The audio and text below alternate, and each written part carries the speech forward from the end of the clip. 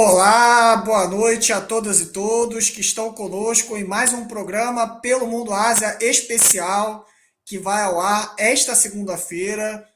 Hoje temos um tema muito importante, muito interessante aí para discutirmos. Estamos aqui com um convidado especialíssimo, o professor Fábio Venturini.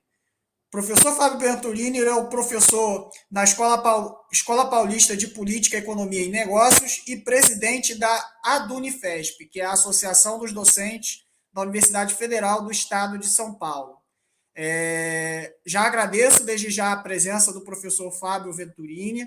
Aproveito aqui para poder dizer também que este programa ele conta com uma parceria especial da revista Intertelas, e aí eu faço aqui o agradecimento no nome do cotidiano, a Alessandra Scangarelli Brits, que é também é uma das colaboradoras aí, parceiras do Cotidiano News, e que tem aí a revista eletrônica, a revista Intertelas, que eu convido para que todas e todos visitem, que sempre tem artigos, uma série de matérias muito importantes que versam não só sobre a Ásia, mas que também versam sobre outros temas relacionados a cinema, audiovisual, que são muito importantes e que também são muito interessantes, que vale a pena vocês estarem acompanhando. Já aproveito para dar uma boa noite para o professor Fábio Venturini. Seja bem-vindo aqui ao Cotidiano. Espero que seja uma primeira de outras vezes que você venha para discutir não só esse, mas também outros temas. Boa noite, Fábio. Boa noite, Éden. Primeiro, muito obrigado pelo convite. É um prazer estar aqui. Né? Pode contar comigo sempre que precisar, sempre que for pertinente e as agendas casarem. E agradecer também a Alessandra, que foi quem nos apresentou. Bom, Fábio, começar o nosso tema agora, nesse momento, e aí eu acho que é muito importante a gente traçar alguns aspectos gerais, porque a última eleição sul-coreana ela foi bastante disputada, né? A diferença de votos entre o candidato Yoon e o candidato Moon Jae-in, desculpa, Lee Jae-myung, foi de aproximadamente menos um pouco de 1%, né?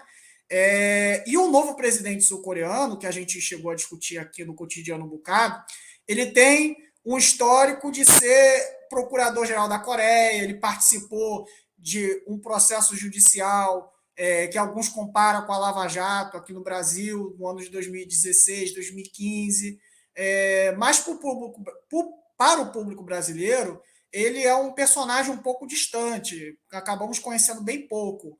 E aí eu acho que é importante você trazer alguns traços e apresentar um pouco esse novo presidente sul-coreano. Quem é o Yoon Suk-yeol, o ex-procurador da Coreia, que virou agora presidente do país? Quem é ele?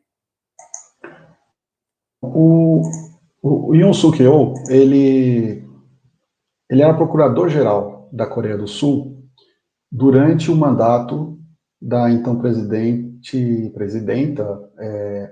Park Geun-hye.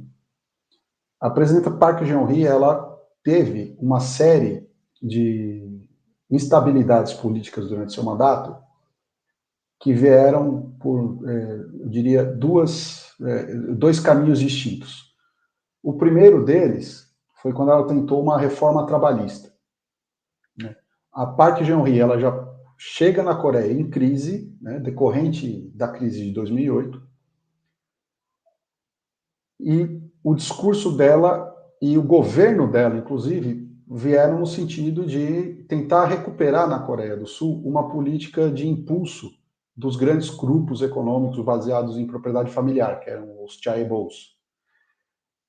E para retomar um modelo econômico, um caminho econômico que o pai dela construiu, né, o ditador, o general Park Chung-hee, ela teria que colocar algumas reformas. Então, não seriam reformas no sentido de mexer na legislação trabalhista.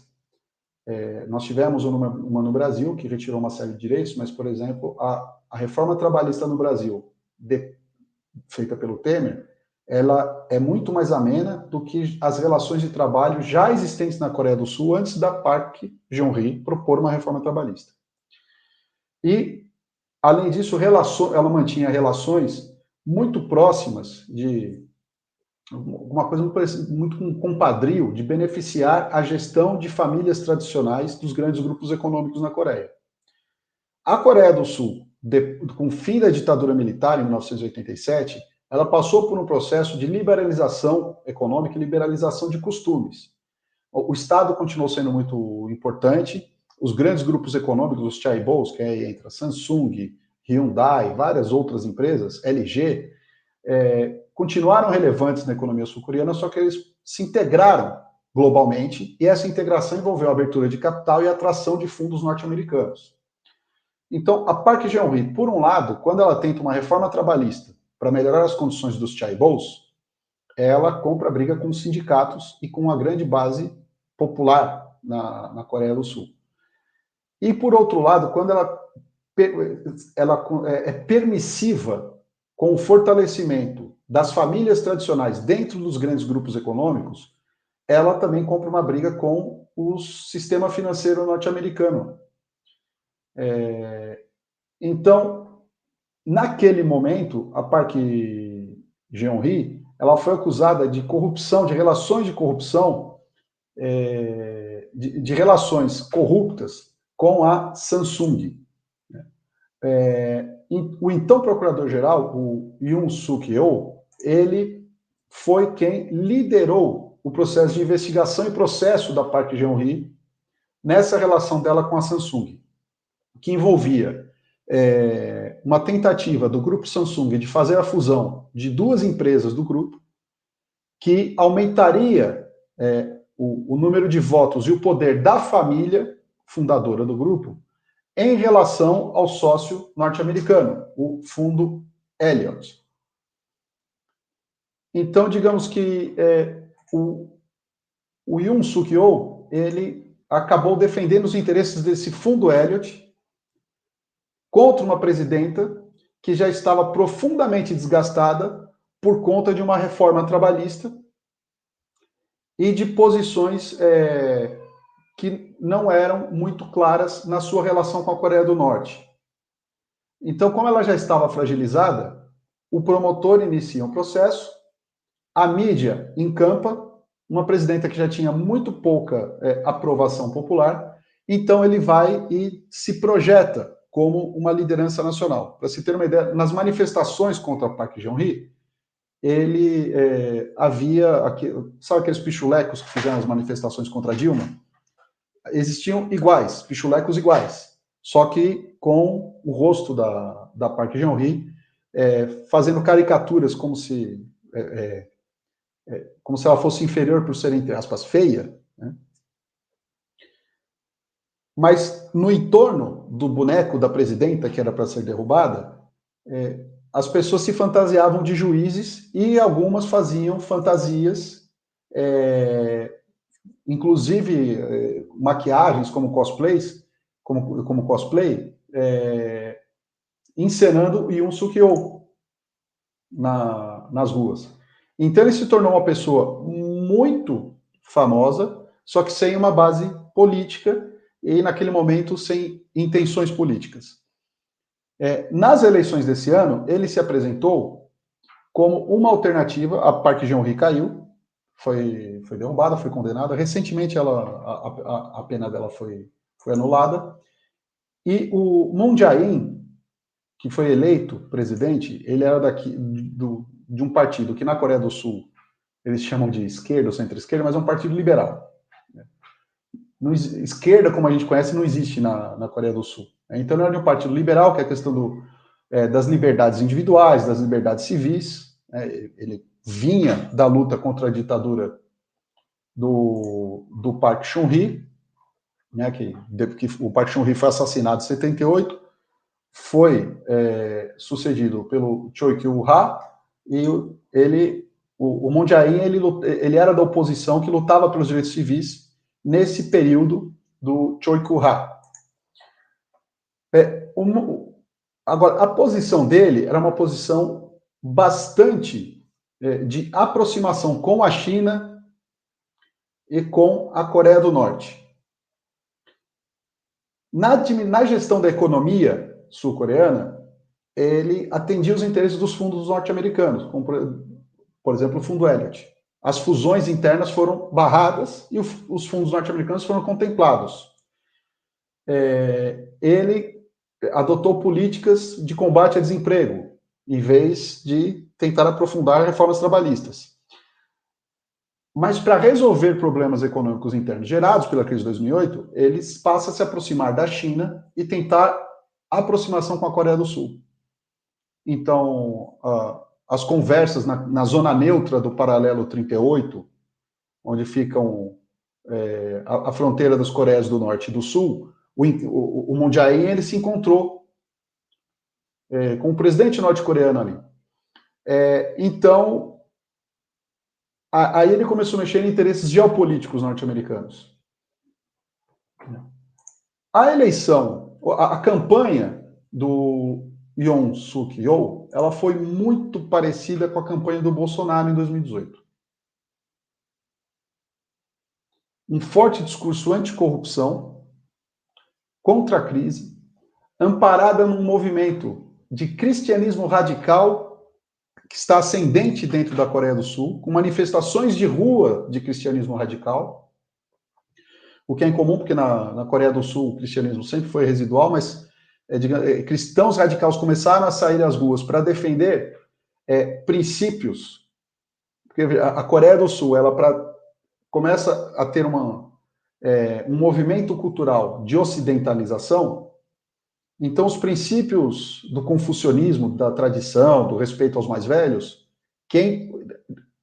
desde o ano passado começa a ser puxado por esse cristianismo radical, misturando teologia protestante conservadora ou católico conservadora com o confucionismo, para fazer uma defesa da tradição. Como assim, você tem um presidente que é excessivamente liberal, nós precisamos de um presidente que traga as tradições. E aí vem embutido nesse discurso dele um forte discurso anti-China e anti-Coreia do Norte, de confrontação à Coreia do Norte. Então, ele tem muita gente que tenta compará-lo ao Sérgio Moro, que foi a principal figura na Operação Lava Jato no Brasil. Eu diria que ele seria como se o Deltan Dallagnol fosse uma pessoa carismática e assumisse a posição do Bolsonaro. Então, ele fez uma campanha bastante midiática, emotiva, apelando para valores da família, introduzindo elementos cristãos, não sendo contra o Ocidente, mas entrando num conservadorismo que toma conta do próprio Ocidente, e assumindo posições hostis à China e à Coreia do Norte. Quando ele assume, ele já interrompe, antes de assumir, ele já interrompe qualquer negociação com Pyongyang, no sentido de estreitar laços, se aproximar. Então, digamos que é um presidente feito sob medida, né? E acho que é muito importante isso, né? Ele se tornou popstar durante o governo Obama nos Estados Unidos e voltou a ser a principal figura política da Coreia do Sul no governo Biden nos Estados Unidos. Então, ele é um presidente sob medida para a política externa do Partido Democrata. Então Dos neocons do Partido Democrata. ele é essencialmente o cara dos neocons dentro do Exato. Partido Democrata. Essencialmente. Ele é o cara dos neocons na presidência da Coreia do Sul. Né? E ele ganhou as eleições, tomou posse durante a invasão russa à Ucrânia. Ele foi um dos primeiros a adotar as sanções, se aliar ao Japão contra a Coreia do Norte e fazer um discurso de confrontação à Coreia do Norte. Recentemente recebeu o Joe Biden, né, e fizeram declarações de confrontação a Pyongyang.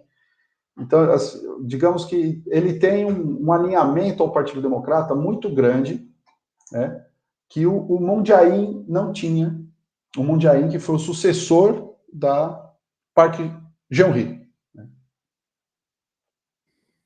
Isso é muito importante, isso que você está pontuando agora, porque esse ponto das relações intercoreanas é algo de profunda preocupação quando a gente fala, né, sobre a Península da Coreia, porque se trata de um local onde não houve, por assim dizer, um acordo de paz, né? Até hoje, as duas Coreias não chegaram a um acordo de paz, né? Houve alguns acordos no sentido de tentar desmilitarizar a fronteira, mas, enfim, até agora o sucesso na resolução do conflito não se chegou. E você colocou, né, que o Yun ele tem tido uma abordagem muito mais agressiva para com a Coreia do Norte. E aí eu acho que é interessante isso que você coloca, porque recentemente, inclusive, eu soube disso, né, que a Coreia adentrou dentro da Comissão de Defesa Cibernética da OTAN, né, que diz respeito à guerra computacional, informacional, enfim. E é importante ressaltar isso porque a Coreia ela acaba se tornando meio que muda a sua posição dentro da nova geopolítica estadunidense, né? No que diz respeito à estratégia indo-pacífica. E aí eu queria perguntar para você o seguinte: como é que se avalia dentro da Coreia do Sul essa mudança, principalmente por parte do Yun, em relação à Coreia do Norte? Porque, por exemplo, agora a Coreia do Norte dispara mísseis, né? E os sul-coreanos estão querendo responder. Então, assim, isso meio que escala as tensões, né? Olha, eu diria que quem mudou a política sul-coreana em relação à Coreia do Norte foi o Moon Jae-in, que foi o antecessor do Yoon Suk Yeol. O Moon Jae-in, ele busca se aproximar da Coreia do Norte, se aproximar da China. A gente tem que assim, vamos pensar qual é o lugar da Coreia na história. Né? Tem um ditado coreano que diz que quando duas baleias brigam, quem sofre é o camarão. A Península Coreana ela tem sido historicamente o camarão. Ela foi um país que na sua tradição foi fundado 2.300 anos antes de Cristo e ele já passou por guerra interna entre reinos, invasão dos Manchus, invasão mongol, invasão chinesa, invasão japonesa. Né? No período do Japão, antes da formação do shogunato, o período em que estavam se formando, antes da ascensão do Tokugawa, a Coreia do Sul foi invadida como uma forma. O Japão queria invadir a China. E ele invade a Coreia do Sul, ele invade a Coreia. Né? A Coreia teve duas dinastias quase milenares, uma mais ao norte, outra mais ao sul. Dinastias essas que só sobreviviam ou subordinadas à China ou subordinadas ao Japão. A própria existência desses dois países vem com o fim da ocupação japonesa, que vai até 1945. Quando o Japão perde a guerra, vem na sequência o conflito coreano, que forma a Coreia do Norte e a Coreia do Sul, e a Coreia do Norte só passa a existir por ser um protetorado, um estado, praticamente um estado vassalo da China, e a Coreia do Sul só existe por ser praticamente um protetorado, um estado vassalo dos Estados Unidos, com o apoio do Japão. Né? Então, digamos, tanto a Coreia do Norte quanto a Coreia do Sul são repúblicas independentes, mas cuja independência depende da proteção de uma potência. A Coreia do Norte ela faz uma extensa fronteira com a China e tem um pedaço ali de quase 20 quilômetros com a Rússia. A Coreia do Sul está muito próxima do Japão, e mesmo assim a Coreia do Sul e o Japão possuem tensões entre si que não explodem por conta dessa tensão constante com a Coreia do Norte. Então a possibilidade de uma reunificação pela guerra, pela violência da Península Coreana, ela sempre está na mesa de acordo com a potência que está melhor globalmente. Então, a relação da Coreia do Sul, ela necessita ser hostil. A Coreia do Sul necessita ter uma relação hostil com a Coreia do Norte para manter a proteção norte-americana e uma relação não bélica com o Japão. Quando o Moon Jae-in resolve se aproximar da Coreia do Norte e da China, ele faz um movimento naquela região que poderia formar um furacão. Né? Lembra, ele com ideais liberais, né, de direitos civis, de uma governança global pacífica, sul-global. E quando ele faz esse movimento, ele faz um movimento que é muito perigoso para a própria Coreia do Sul e é inaceitável para os Estados Unidos. Se Coreia do Norte e Coreia do Sul tentam fazer uma reaproximação, uma possibilidade de unificação pacífica, os dois lados têm que ceder. Quem vai ceder o quê? A questão é quem vai ceder o quê? Então a Coreia do Sul vai ceder a sua jornada de trabalho de 60 horas semanais, que mantém a política dos chaebols, que faz a realidade produzir mais de 3 milhões de veículos por ano em território coreano. Né? Então, não é algo que para os vizinhos, que são potências, seja suportável. Muito se fala da Coreia do Sul como um país desenvolvido, um modelo de desenvolvimento fantástico, etc. Mas a Coreia do Sul se desenvolveu por uma condição sui generis, de necessidade no embate entre as potências, dos Estados Unidos permitirem o desenvolvimento sul-coreano, um desenvolvimento capitalista, o desenvolvimento de uma cultura ocidentalizada, para evitar o avanço do norte. Enquanto a Coreia do Norte, por ser uma região muito montanhosa, mantém dificuldades de produção de alimentos e aguardando que a pobreza faça com que o regime norte-coreano caia. E enquanto isso, a China mantém o regime norte-coreano, porque se ele cair, é uma ponte do Japão até o território chinês que nunca existiu em milênios. Então, essa relação, ela só se perde a intenção, perde a intensidade, a tensão, havendo um acordo ou um triunfo de uma dessas potências que colocam esta península no meio do caminho na sua disputa. Né? Então, digamos que para a integridade territorial chinesa, a Coreia do Norte é tão importante quanto ou mais importante do que Taiwan. Taiwan tem a questão histórica, simbólica, né? Mas a Coreia do Norte é uma abertura muito grande para o território chinês para ser suportada. E a Coreia do Sul é uma ponte muito viável para chegar ao território japonês, isso não apenas em termos militares ou de ocupação, mas em termos culturais, termos econômicos, de capacidade de circulação do comércio. Então, a Park Geun-hye, ela seguia a linha do Partido Republicano. Nós podemos voltar a ter relações com a Coreia do Norte, desde que a Coreia do Norte se desnuclearize, né? Abandone o seu potencial nuclear e reforme a sua economia. O Moon Jae-in, ele entra na perspectiva de que, olha, a gente espera que a Coreia do Norte abandone o seu programa nuclear, nós vamos reconhecer a soberania da Coreia do Norte, queremos ter comércio, queremos uma aproximação. É muito diferente isso. E agora, o Yoon Suk Yeol, a posição dele, nós precisamos desnuclearizar a Coreia do Norte, nem que para isso a gente tenha que atacá-la. Né? Então, ele é muito mais radical, né, nesse sentido. Né? Digamos que esses estados vassalos dos Estados Unidos, eles estão cada vez mais hostis à China e à Rússia.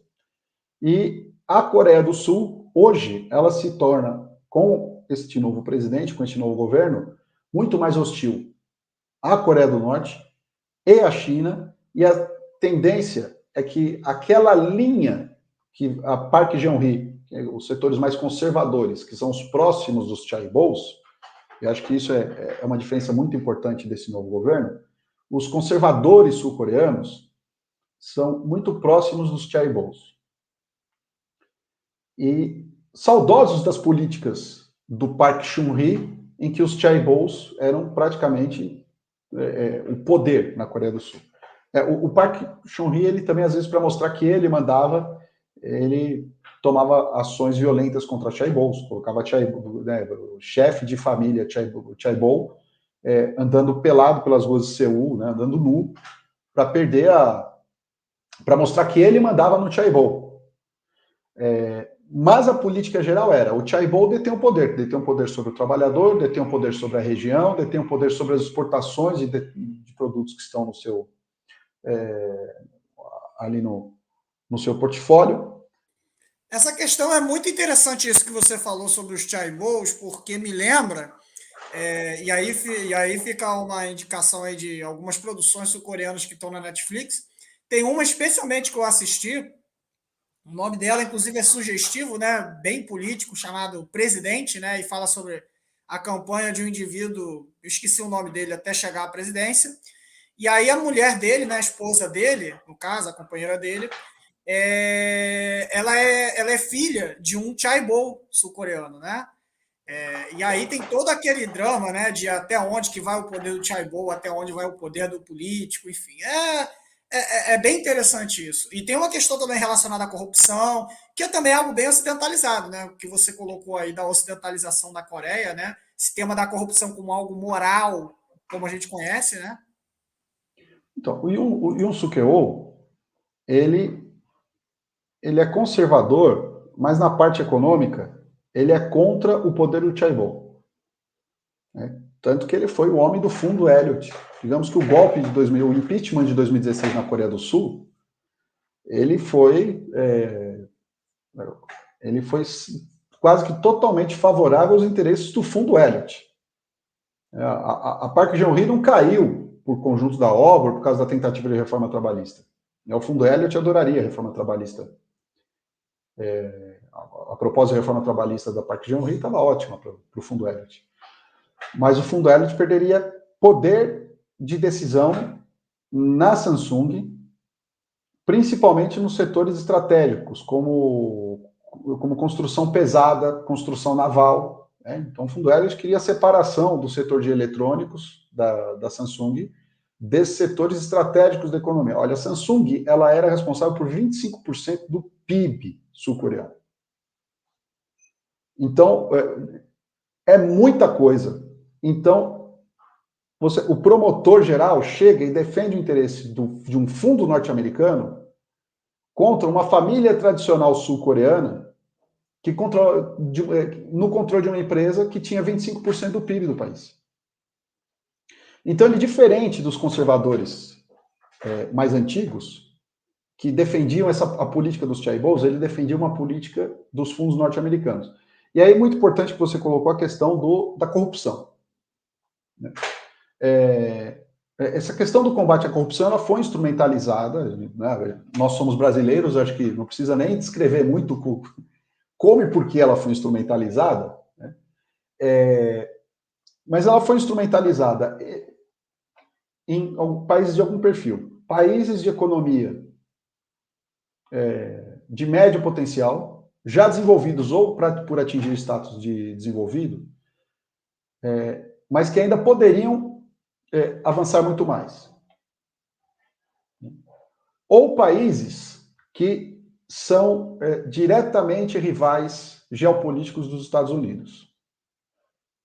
Né? E aí a gente pode pegar esses escândalos alimentados por vazamentos de documentos, entre aspas, que sempre pegam governos e empresários desses países desse perfil, nunca dos Estados Unidos.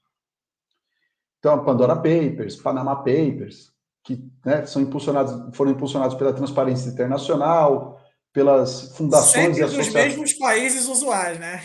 Isso, os mesmos países usuais. Aí pega o Gaddafi, o Putin, o Xi Jinping. Né?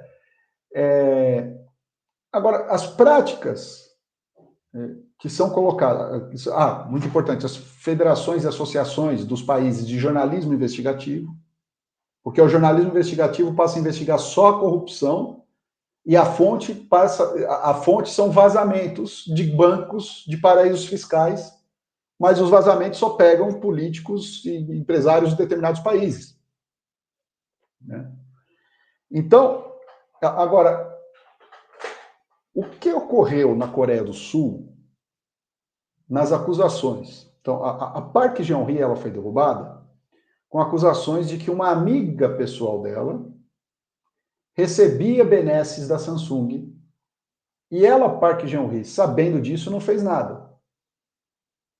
Entre o domínio do fato, né, o ato indeterminado, porque ela não recebeu nada, mas a amiga recebeu e ela sabia que a amiga estava recebendo. Ela foi condenada a mais de 20 anos de prisão por isso. E agora foi perdoada. Eu não tenho provas, mas eu tenho intuição. Então, olha, até conseguiam algumas provas para indiciar a amiga, mas da amiga para presidente há um salto, né? Agora, mesmo essas práticas que foram motivos de uma prisão de mais de 20 anos da Park Geun-hye, na Coreia do Sul, nos Estados Unidos elas são legalizadas, porque elas são lobby. São atividade de lobby. O representante da empresa fazendo lobby no parlamento ou no governo, negociando com o governo, oferece contrapartidas ao governo ou ao partido que está no governo ou a políticos, e essas contrapartidas entram no campo do lobby. E aí, a corrupção, óbvio que acontece nos Estados Unidos, nessas relações de lobby, mas quando você rastreia, a responsabilidade é da pessoa física. Né? Nesses países, a responsabilidade é da empresa. Então, o Fundel, a justiça sul-coreana, interferiu internamente numa empresa para permitir que o Fundo Elliott aumentasse o seu poder em relação à família controladora. Aqui no Brasil, a Lava Jato destruiu todo o setor estratégico da construção pesada e indústria naval, que depois foi ocupado por empresas, obviamente, norte-americanas. Alguns setores de empresas chinesas, mas empresas norte-americanas. Fábio, tem uma coisa sobre a Samsung ainda que eu acho que vale a pena explorar, inclusive nesse campo das relações intercoreanas, é porque a Samsung ela tinha uma fábrica também na fronteira entre a Coreia do Norte e a Coreia do Sul, onde trabalhavam também trabalhadores norte-coreanos e era considerado assim um elo, né, para uma aproximação entre os dois países. Em que nível você observa também essa direção desse ataque à Samsung também, né? Que a gente pode chamar dessa forma, né? Esse ataque à Samsung também, no sentido de tentar também é, distender essas relações, né?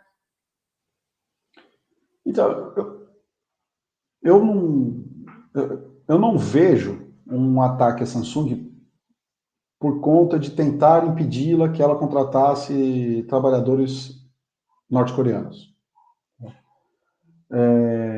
Porque quando tem uma operação como essa, digamos assim, um golpe não militar, né, um golpe brando, uma mudança de regime, como tem acontecido nos últimos, muito fortemente nos últimos 10, 12 anos, em vários locais do mundo, ele tem sempre envolvido algum interesse da potência estrangeira que está em maiores condições de influenciar a política interna de um país. Mas ele faz parte também das contradições internas e das disputas políticas internas. Então, a disputa entre o Fundo Elliott e a Samsung, ela coloca, de um lado, digamos, uma geração mais antiga e conservadora sul-coreana, que entendia os chaebols como um elemento importante do desenvolvimento sul-coreano, da economia e de recuperação pós-crise de 2008. As forças que entram a favor do Fundo Elliott já são de gerações que, né, cresceram nos anos 90, 2000, que entendem as questões de conformidade, compliance, combate à corrupção como algo importante. Um país como a Coreia do Sul, que vive uma ditadura violenta, uma ditadura em que um Estado impulsiona grandes grupos econômicos, é óbvio que vai ter corrupção, essa corrupção vai ser muito grande e principalmente vai ser muito descarada. Então, essa corrupção incomodava muito, ela incomoda muito a Coreia do Sul. Né? Não é algo que passa despercebido, as pessoas tinham apenas alguma ideia. Né? Porque, em que pese a Coreia do Sul ter feito um desenvolvimento industrial muito grande, muito acelerado, ela também produziu uma das sociedades mais desiguais do planeta. A Coreia do Sul tem problemas similares ao Brasil, de você ter em Seul um bairro que é como se fosse um, um, uma região de guerra civil na África, e você anda 2 quilômetros e você tem o IDH da Bélgica. A Coreia do Sul é uma das sociedades mais desiguais do mundo. É uma sociedade em que o sistema educacional ele alijou a população sul-coreana de formação humanística capaz de desenvolver um pensamento crítico. Porque pensamento crítico é comunismo, comunismo é Coreia do Norte. Então, o que a gente chama de esquerda, né, a gente não, né, o que as pessoas chamam de esquerda na Coreia do Norte é centro-direita no Brasil. É centro-direita. PSDB na veia. O PSDB, vamos pegar aquele autor do Chutando a Escada, o Ha Jung-chang. Sim. Uma vez ele deu uma entrevista falando para você como autor de esquerda, ele falou, na Coreia do Sul eu sou de direita. Aqui falam que eu sou de esquerda. Porque ele defende que o Estado tem que ter a capacidade de promover o desenvolvimento, usar as empresas de maior potencial, para colocar a exportação. Então você pega esse programa, né, essas teses que o Ha Jung-chang defende nesse livro, Chutando a Escada, e ele faz uma crítica aos Estados Unidos, dizendo que os Estados Unidos estão acabando com as condições de países em desenvolvimento se desenvolverem pelos mesmos meios que os próprios americanos e ingleses se desenvolveram, né? Lá na Coreia do Sul, o pensamento dele é o pensamento dos conservadores, que defendem as políticas de Chaebol e o Estado. E quando ele vai para a Europa, ou vem para o Brasil, ele é usado pelos pensadores de esquerda, que defendem o Estado. Então, a população sul-coreana tem uma educação extremamente politécnica, sem pensamento crítico. Tanto que o pensamento crítico agora começa a vazar na arte, no cinema.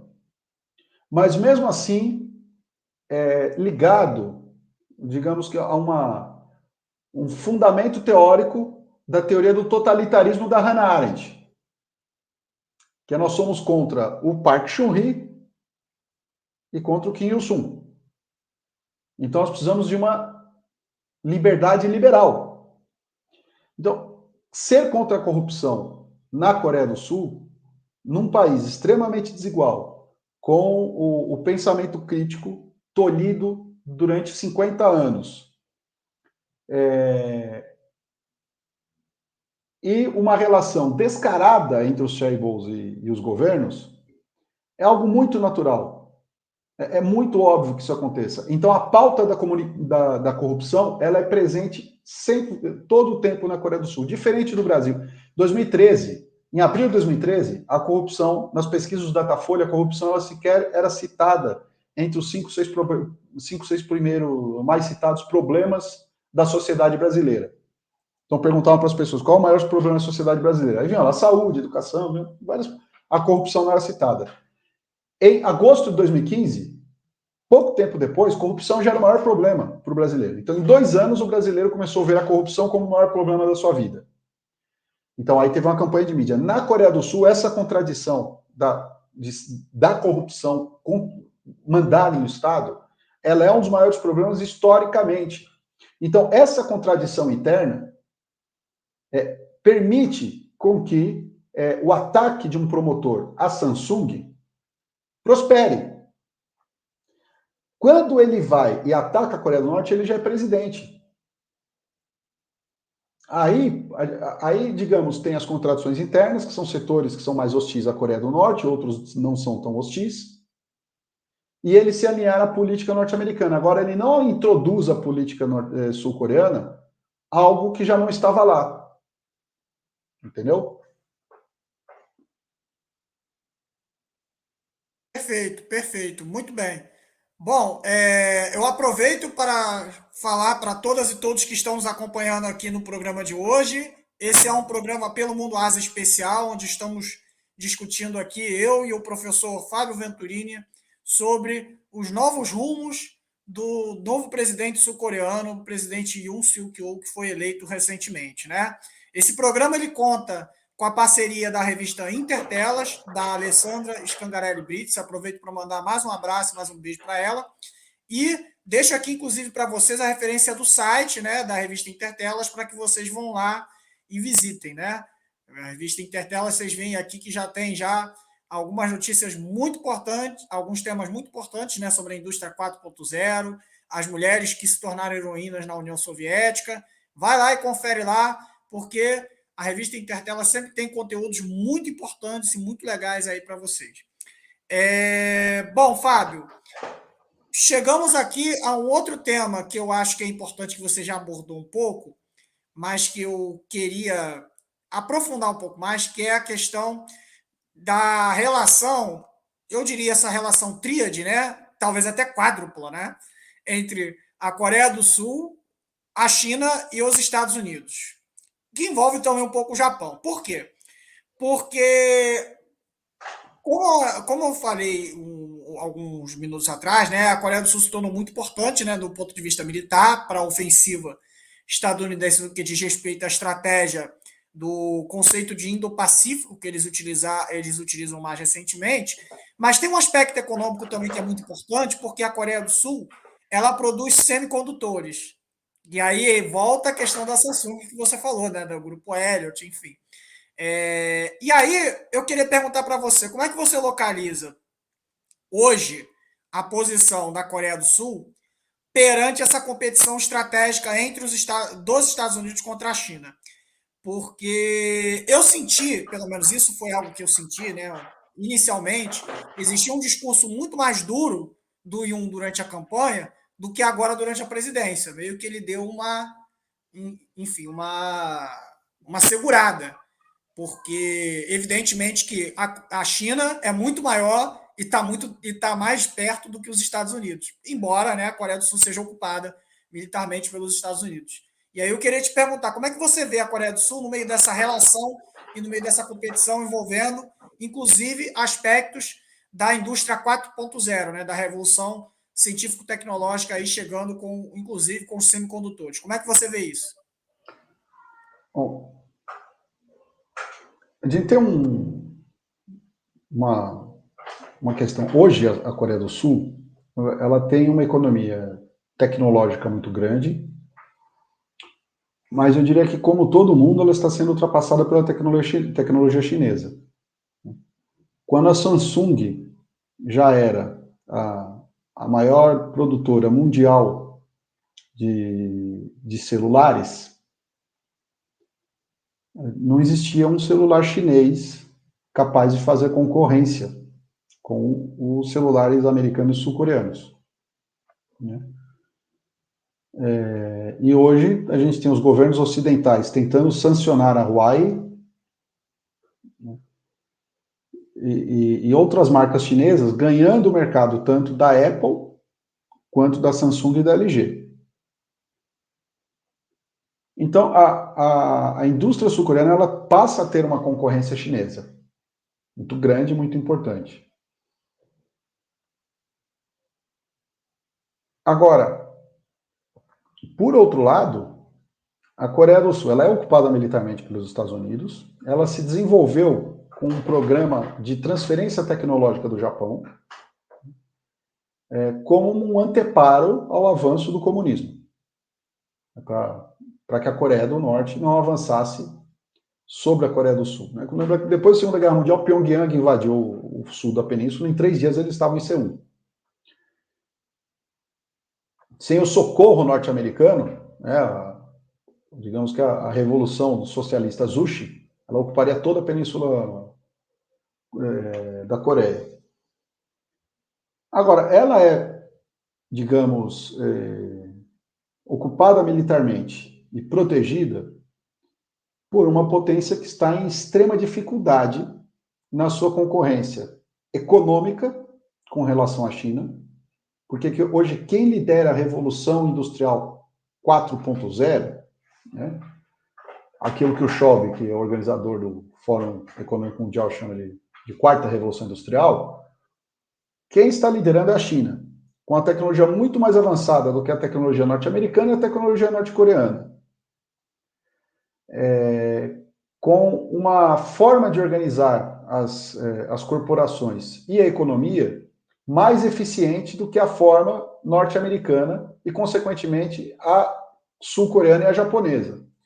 Então, a Coreia do Sul, ela está, digamos, numa encruzilhada histórica em que ou ela se moderniza para ficar mais parecida com a China, ou ela pode entrar num declínio em que aparentemente estão os Estados Unidos. É muito difícil falar, né?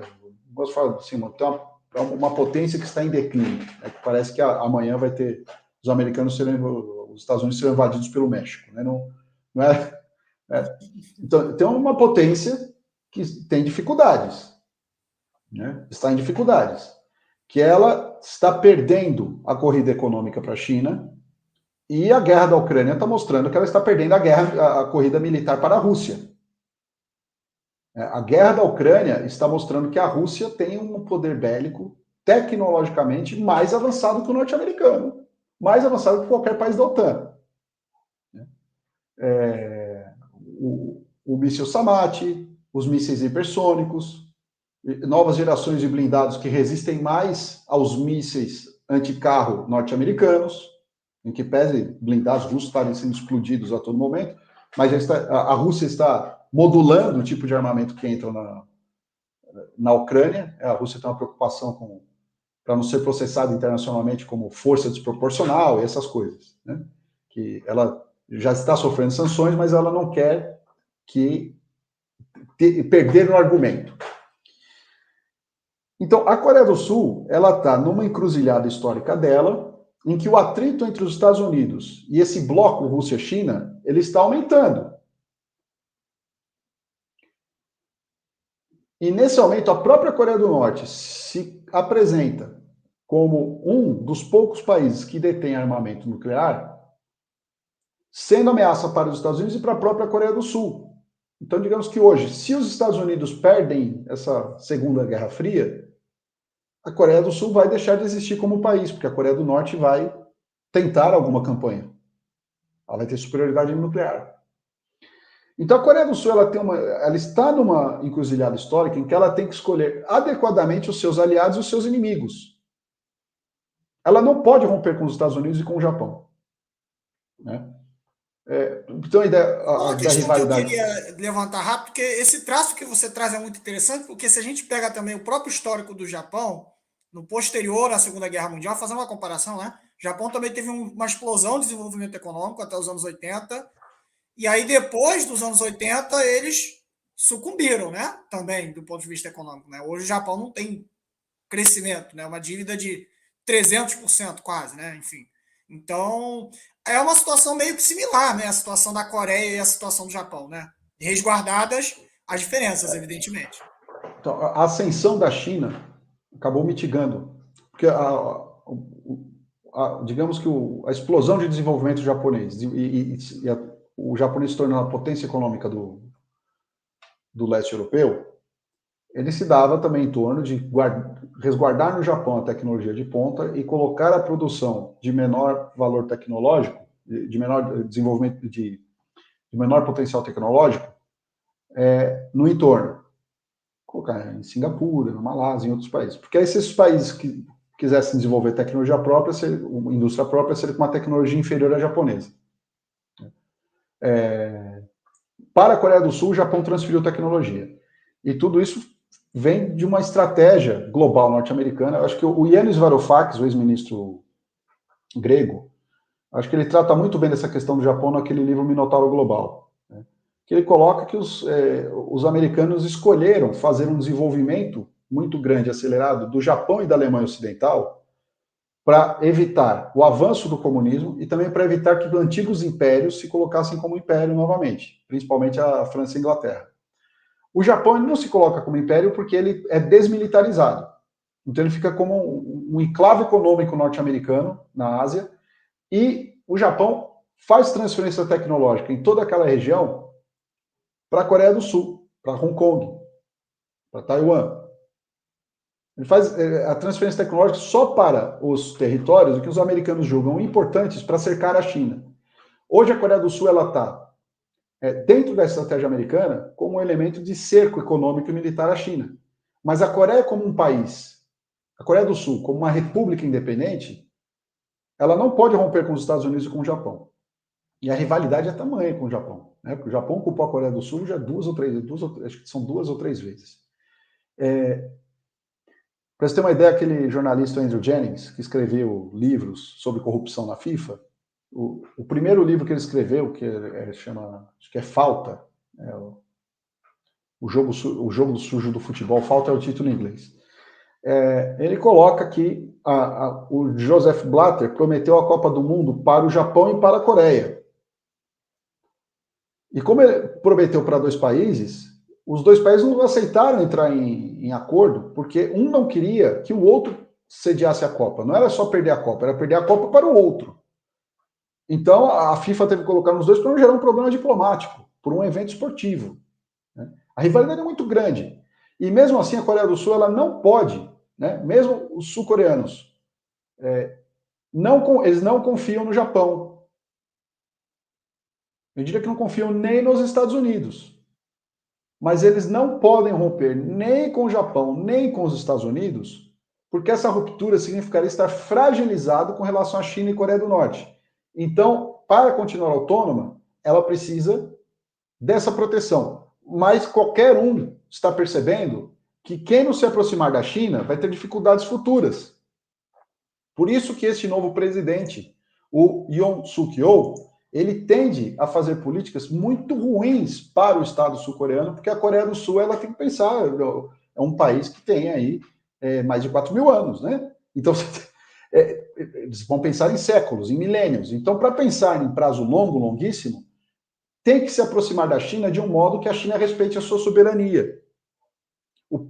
O desenvolvimento da Coreia do Sul para fora, para exportação, ele foi numa janela em que a elite econômica sul-coreana percebeu que ela tinha uma oportunidade de tentar se desenvolver para não depender tanto dos Estados Unidos e Japão. Porque a Coreia do Sul, aquela península, ela tem uma história de milhares de anos de invasão, de ser invadida por outros países, de ser invadida por potências.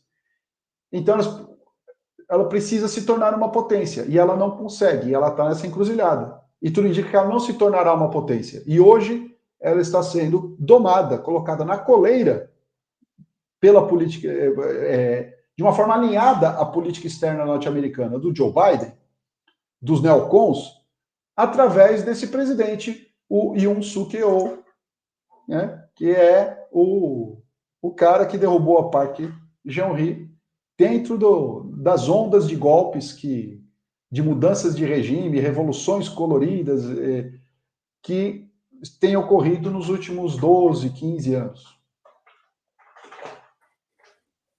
Bom, muito legal, muito bom. E aí, a partir dessa deixa que você traz, eu acho que é importante, enquanto um último tema, antes da gente chegar aqui ao final do nosso programa, fazer aí um paralelo entre o tipo, né, de mudança de regime que aconteceu na Coreia do Sul a partir de 2016, né? E o tipo de mudança que também aconteceu aqui no Brasil. E aí eu pergunto para você, e eu acho que é interessante a gente fazer essa breve comparação aqui, essa digressão. O que a gente pode comparar entre os 2 casos, não só no que diz respeito à atuação da justiça, mas também no sentido do uso de instrumentos transnacionais como o lawfare, né, por meio de você falou aí do Fundo Elliott, enfim, de instituições financeiras que se movem, né, também para sabotar, né, economicamente e politicamente o país, né? Enfim, que paralelos a gente pode traçar entre o que aconteceu no Brasil em 2016 e a Coreia do Sul, que coincide até na data, né? Os dois foram em 2016, né? O parlamento sul-coreano votou em impeachment em dezembro, a Suprema Corte aceitou em abril. E aí a Park Geun-hye foi presa. Eu acho que, como paralelos, a gente tem o uso da justiça e lawfare, a manipulação de opinião pública pela mídia de massa e, ao final do processo, o país acabar num governo submisso aos Estados Unidos e mais alheio à realidade concreta do seu país. Né? Eu acho que esses são os paralelos. Acho que as diferenças são muito maiores. Né? No Brasil, era um governo de centro-esquerda, mas de defesa de direitos da classe trabalhadora, e que, para isso, fazia uma aliança com os setores da burguesia. Na Coreia do Sul, era um governo dos chaebols. Era um governo dos chaebols, hostil e atacando o trabalhador sul-coreano. Né? Então, acho que essa é uma diferença importante. O outro ponto é que, no Brasil, o golpe seguiu uma série... Na sequência do golpe, veio uma série de reformas. Na Coreia do Sul também veio uma mudança, só que essa mudança foi muito mais contra interesses norte-americanos. Ela recuperou um status anterior ao governo da Park Geun-hye e perdeu na política externa. Um status mais favorável ao sistema financeiro americano, mas perdeu na política externa por conta da aproximação com a Coreia do Norte do Moon Jae-in. Agora, no Brasil, veio uma série de reformas de desestatização e de rapinagem dos ativos estatais, dos ativos públicos, da economia nacional. Mesmo setores empresariais brasileiros, eles foram suprimidos do Brasil. Gigantes como a JBS passou a ter sede nos Estados Unidos, não mais no Brasil. Então, o Brasil foi colocado numa situação de neocolônia norte-americana, depois do golpe de 2016. A Coreia do Sul não chegou a este ponto. Ela continuou como uma economia voltada à exportação, de desenvolvimento tecnológico muito alto, o seu capital não expropriado, né? Não como aconteceu no Brasil, que o Brasil foi rapinado, mas o seu capital continuou integrado à economia global, à economia ocidental, com espaço para o sistema financeiro. Então, digamos que a Coreia do Sul sofreu muito menos com essa mudança de regime do que o Brasil, o que mostra que as contradições internas da Coreia do Sul me parecem que foram muito mais determinantes na mudança de regime do que os interesses externos. E aí vem um ponto importante, que aí acho que é uma comparação, um paralelo, fazendo um paralelo, mas acho que a diferença estrutural no desenvolvimento industrial brasileiro e no desenvolvimento industrial sul-coreano, ambos foram muito grandes nos anos 70, debaixo de ditadura militar. Ambos. Mas digamos que no Brasil, no governo Médici e no governo Geisel, a expansão da indústria, o desenvolvimento industrial, uma infraestrutura industrial e estatal, inclusive, principalmente no governo Geisel, com o segundo PND, ela tenta atender a uma burguesia, uma burguesia que se entende como subordinada à burguesia americana, à burguesia ocidental.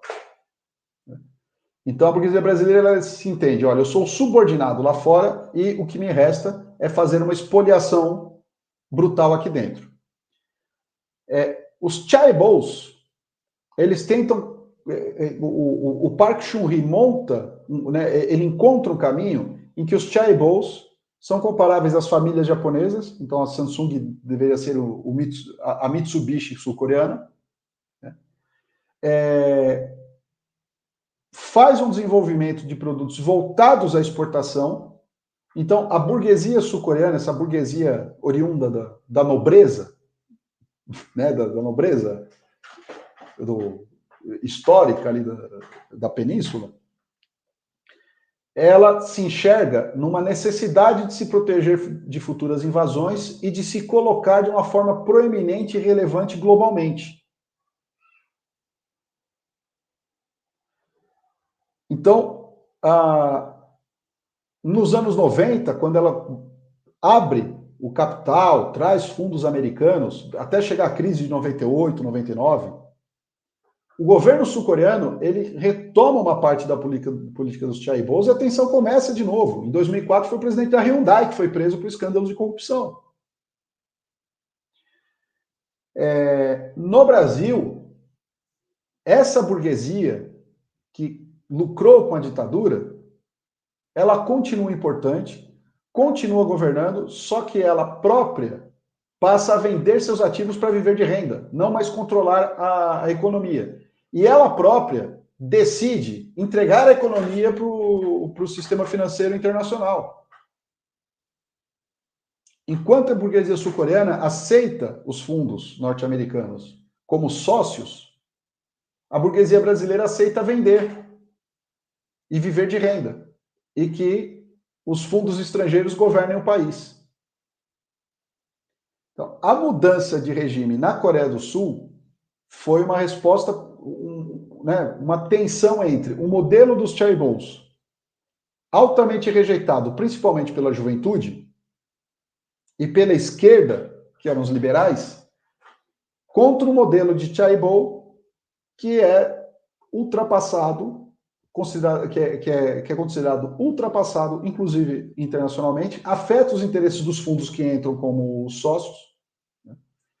Então, ele tenta restituir algo, né? A Park Geun-hye tentava restituir um status da ditadura do pai dela, do Park Chung-hee, e aí a Coreia se mobiliza para voltar ao regime anterior, né? Tentar voltar ao regime que entrou em crise em 2008. E não resolve essa crise, porque a crise do sistema financeiro, né, o sistema financeiro está piorando a crise, estão aumentando, reproduzindo o que gerou a crise, mas a sociedade sul-coreana não aceitou voltar àquela situação em que os chaebols mandavam em tudo. No Brasil, nos governos do PT, foi uma nova forma de organizar. Você tinha a política dos campeões nacionais, o Estado atuando em atividades de infraestrutura estratégicas, políticas de distribuição. A mudança de regime no Brasil, ela busca trazer uma forma mais radical do que foi nos anos 90. Porque nos anos 90, as reformas neoliberais levadas adiante, principalmente pelo Itamar e pelo Fernando Henrique Cardoso, digamos que elas tinham um discurso técnico, né? uma falsa tecnicidade do discurso neoliberal, mas ele era um discurso técnico e os princípios democráticos não eram questionados. Digamos que mobilizações do MST deixavam o governo Fernando Henrique Cardoso em maus lençóis. A mudança de regime no Brasil, ela já traz um elemento protofascista, que aí os direitos são relativizados, podem ser revogados. Um militarismo intenso, uma revanche da linha dura da ditadura militar contra os civis do período democrático. Então, no Brasil, essa mudança foi muito mais profunda, muito mais complicada de se reverter.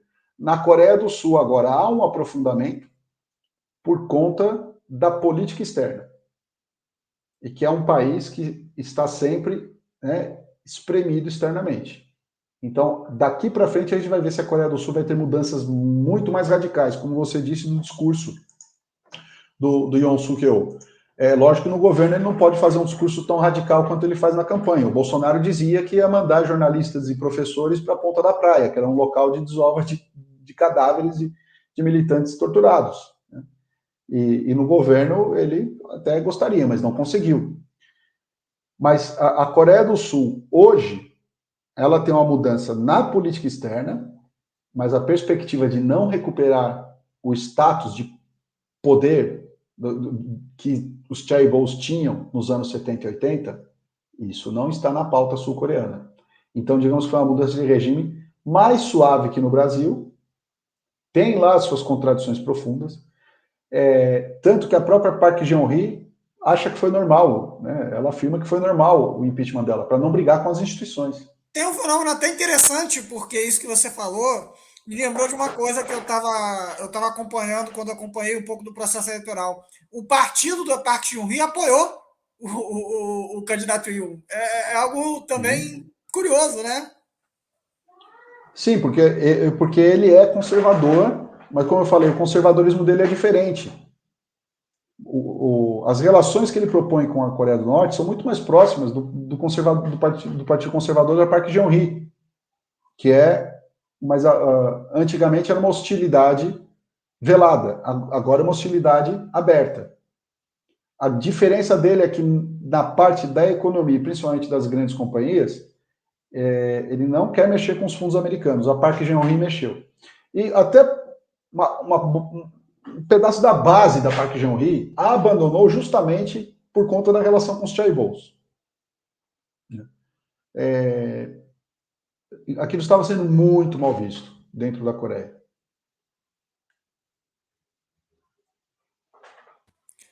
Bom, eu agradeço aí a presença do Fábio Venturini. Um prazer estar aqui no programa de hoje com você, fazer essa discussão que é muito importante, né? Poucas pessoas conhecem sobre esse tema aqui no Brasil e a partir desse paralelo a gente percebe até, né, como é Eu que o quase caso não do conheço Brasil é também, tá? sério, né?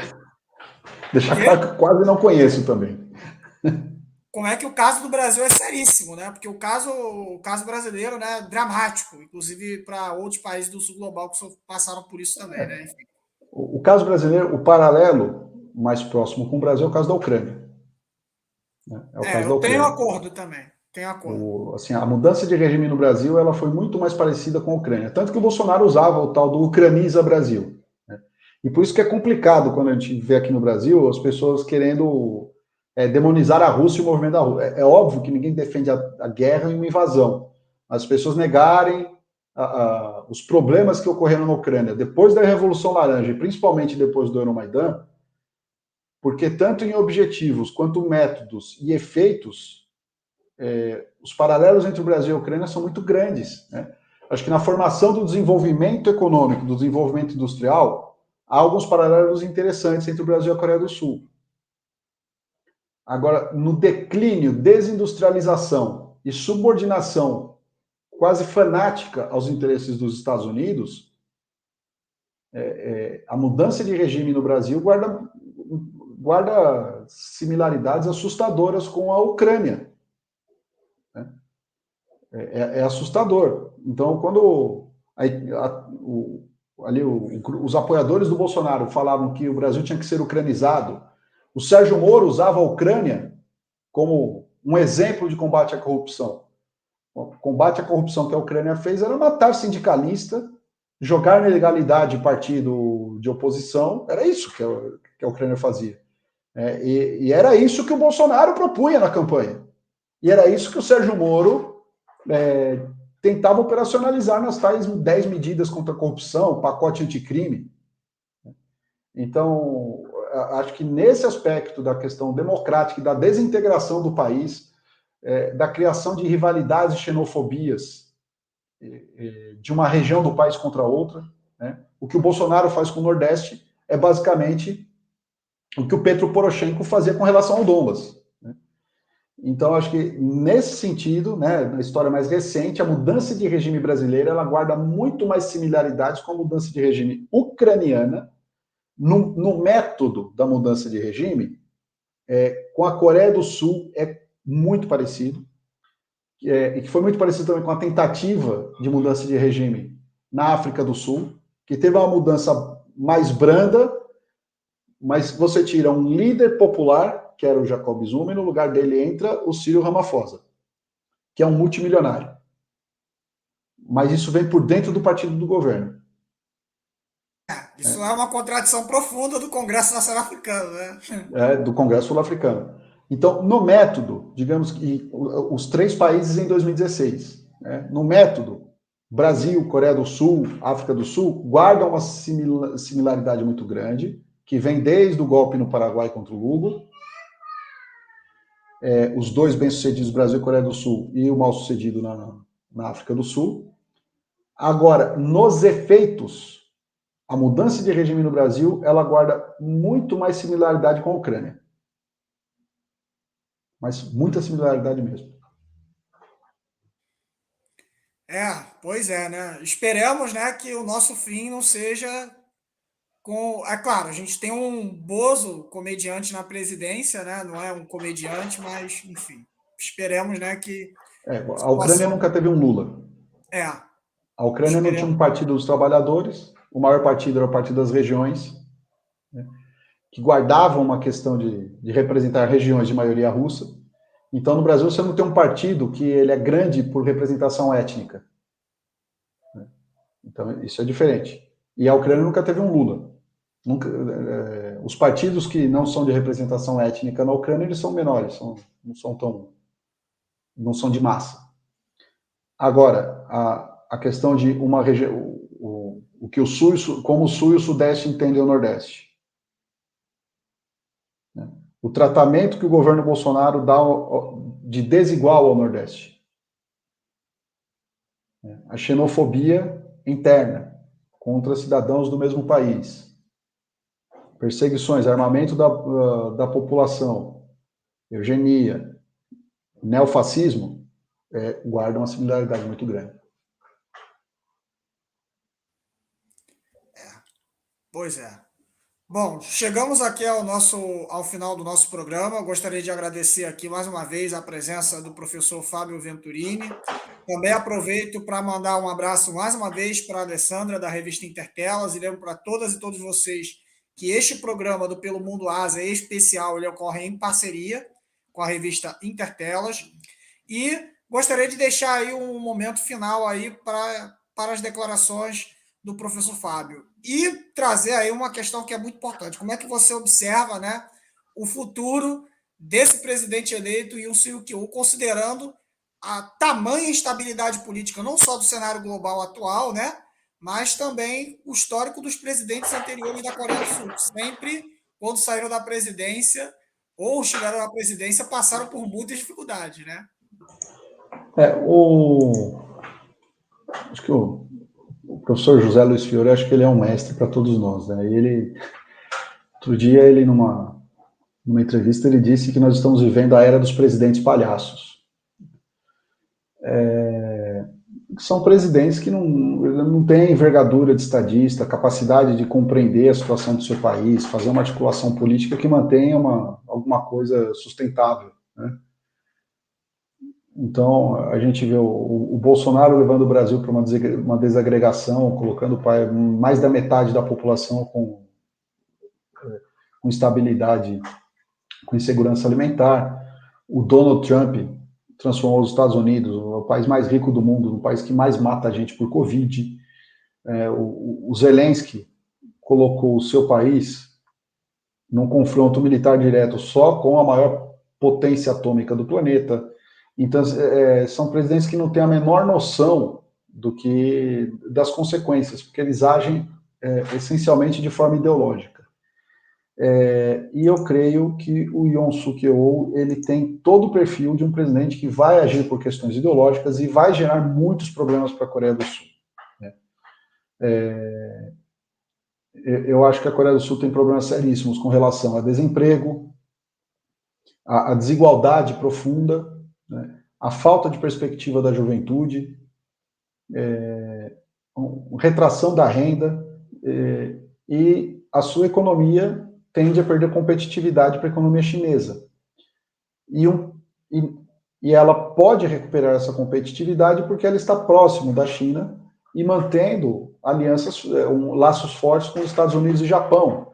Então, aquilo que seria uma vantagem geopolítica para a Coreia do Sul, eu acho que combinar que o Yoon Suk-yeol, ele torna isso ele anula, adotando uma posição ideologicamente fanática.